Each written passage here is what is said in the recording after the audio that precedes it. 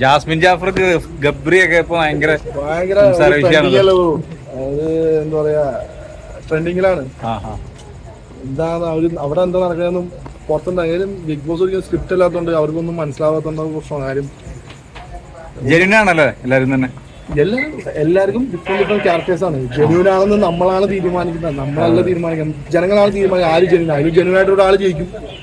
പിന്നെ ഈ big boss എന്ന് പറഞ്ഞു കഴിഞ്ഞാൽ രണ്ട് നെഗറ്റീവ് പോസിറ്റീവ് ഉണ്ടാവും. ചിലവർക്ക് പുറത്തിറങ്ങുമ്പോൾ പോസിറ്റീവ് ആവും, ചിലവർക്ക് നെഗറ്റീവ് ആവും. എനിക്ക് പോസിറ്റീവ് ആയിരുന്നു പുറത്തിറങ്ങിയപ്പോൾ, അതുകൊണ്ട് എനിക്കിപ്പോൾ കുഴപ്പമൊന്നുമില്ല. ബിഗ് ബോസ് എന്ന് പറഞ്ഞാൽ ചടം വന്നിട്ട് പരിചയപ്പെട്ടത്. Bigg Boss good platform for newcomers, നല്ലൊരു പ്ലാറ്റ്ഫോമാണ്. പുതിയ ആളുകളും പഴയ ആളുകളും, ഏതായാലും ഒരു ലൈം ലൈറ്റ് ഇല്ലാത്ത ഒരാൾ പോയിട്ട് അവിടെ ചിലപ്പോൾ അയാൾ നല്ല ക്യാരക്ടർ ആണെങ്കിൽ ബിഗ് ബോസ് കൊണ്ട് ചിലപ്പോൾ അയാൾക്ക് നല്ലൊരു ലൈഫ് ഉണ്ടാവും, നല്ലൊരു ഫ്യൂച്ചർ ഉണ്ടാവും, ചിലപ്പോൾ കരിയർ ഗ്രോത്ത് ഉണ്ടാവും. എല്ലാ പരിപാടിയും അങ്ങനെ തന്നെ. ഇത് ബിഗ് ബോസ് കുറച്ച് ഡിഫറെൻ്റ് ആണ്. കാര്യം മലയാളികളെ സംബന്ധിച്ച് നമ്മുടെ കൾച്ചർ, നമ്മുടെ ഒരു പേഴ്സണാലിറ്റിക്ക് നല്ലതാണ്, നമ്മുടെ ഡ്രസ്സിങ് ഒക്കെ അടിപൊളിയാണ്, നമുക്ക് നല്ല സംസാര രീതിയാണെന്നൊക്കെ ആളുകൾക്ക് ഇഷ്ടപ്പെട്ട് കഴിഞ്ഞാൽ പിന്നെ മരണം വരെ. ഇപ്പോൾ ഈ ബിഗ് ബോസ് ഞാൻ 6 years ആയി. എൻ്റെ എപ്പോഴും ആളുകൾ എൻ്റെ ബിഗ് ബോസിൽ കണ്ടിട്ടുണ്ട് എന്ന് പറഞ്ഞാണ് എന്നെ ആളുകൾ തിരിച്ചറിയുന്നത്. അപ്പോൾ ആ ഒരു ഷോയുടെ ഇമ്പാക്ട് പറഞ്ഞാൽ മനസ്സിലാവില്ല. കാര്യം ഫസ്റ്റ് സീസണിലാണ് ഞാൻ പോയത്.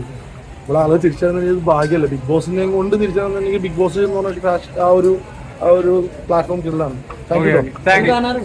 ഞാൻ സീസൺ കാണാറുള്ളൂ. ഹോട്ട്സ്റ്റാറിൽ കാണുന്നത്, TV-യിൽ ഇരുന്ന് കാണാൻ പറ്റാറില്ല. കാര്യം ആ സമയത്ത് എനിക്ക് വീട്ടിലുണ്ടാവും. ഞാൻ ചിലപ്പോൾ ജിമ്മിൽ പോകും, അല്ലെങ്കിൽ എന്തെങ്കിലും പുറത്തെന്തെങ്കിലും. നമ്മൾ ആമ്പിള്ളേർ അറിയാലോ, നമ്മൾ ഒരു 8 മണി to 10 മണി നമ്മളെല്ലാവരും പുറത്തായിരിക്കും. ചിലവരൊക്കെ ആയിരിക്കും വീട്ടിലുണ്ടാവുള്ളൂ. ഞാൻ അങ്ങനെ വീട്ടിലിരിക്കാറില്ല, പുറത്തായിരിക്കും. അപ്പോൾ വീട്ടിൽ ഞാൻ റീച്ച് ചെയ്ത് കഴിയുമ്പോൾ ഹോട്ട്സ്റ്റാറിൽ ഇരുന്നിട്ട് എപ്പിസോഡിൽ കാണും, ലൈവിൽ നിന്ന് കാണാറുണ്ട് എടുക്കുക.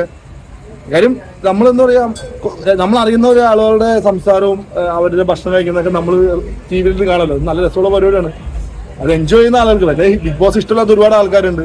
അവർക്കത് കാണാൻ ശ്രമിക്കുന്നില്ല എന്നുള്ളൊരു കാര്യം. അത് കണ്ട് ഇരുന്ന് കഴിഞ്ഞാൽ അത് അഡിക്റ്റ് ആയി പോകുന്ന ഒരു റിയാലിറ്റി ഷോ ആണ് ബിഗ് ബോസ്.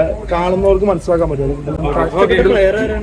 ബ്രോ, എനിക്ക് എല്ലാവരും എനിക്ക് മറ്റേ പുറത്ത് റോക്കിനെ ഇഷ്ടമായിരുന്നു, സിജോനെ ഇഷ്ടമായിരുന്നു, ജിൻഡോ ചേട്ടനെ ഇഷ്ടമാണ്. ജിൻഡോ എനിക്ക് പേഴ്സണൽ അറിയുന്ന വ്യക്തിയാണ്.